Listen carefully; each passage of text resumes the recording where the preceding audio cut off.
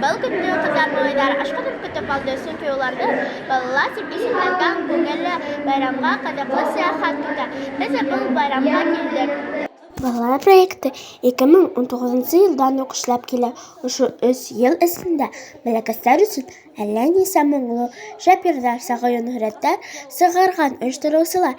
Иң мөһиме барыһы ла туган телдә яңгырай. Проекттың төп максаты интернетта балалар өчен башҡорт телендә ҡарарлыҡ, уҡырлыҡ, күҙәтерлек контент булдырыу. Бөгөн беҙ ихлас күңелдән кескәй сабый дуҫтарыбыҙға балалар проектының өр-яңы серияһының премьераһын күрһәтәсәкбеҙ. Ошонда йыйылыуҙың төп маҡсаты шул. Был йәнһүрәттәр сағыу матур, күптән инде балаларҙың һөйөүен яулап өлгөргәндәр. Һәм дә беҙ ойоштороусылар, ошо йәнһүрәттең өҫтөндә эшләүсе команда бер урында туҡтап ҡалғыбыҙ килмәй. Ихлас күңелдән ошо йәнһүрәттәрҙе төшөрөргә әҙербеҙ, ризабыҙ.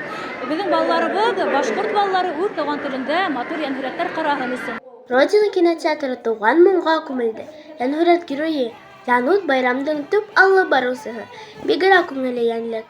Балаларҙы йырлатты ла, үҙе менән бергә лә алып төштө.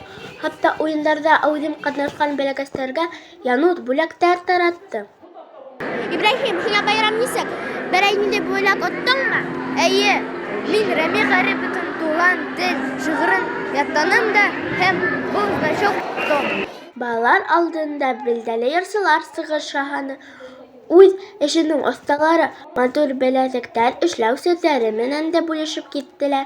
Ә байрамдың иң көтөп алынған мәле өр-яңы йәнһүрәттең премьераһы, йәнһүрәт геройҙарының яңы мажаралары бәләкәй дуҫтарыбыҙҙың күңеленә хуш килде.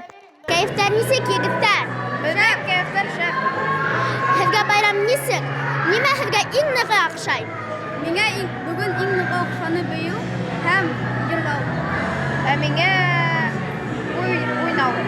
Родина кинотеатры ысынлап та шаулап, гөрләп торҙо. Сыраға килгән балаларҙың береһе лә бүләкһеҙ, буш ҡул менән ҡайтманы. Дуҫтар, тиҙҙән йәнһүрәт социаль селтәрҙәрҙә лә сыға. Күҙәтеп барығыҙ.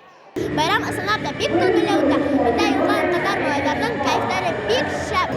Уйындар уйнайҙар, йәнһүрәттәр ҡарайҙар, шәп ял итәләр. Сара ойошторғандары өсөн ойоштороусыларға ҙур рәхмәт. Инзира Туғанбаева, Асаман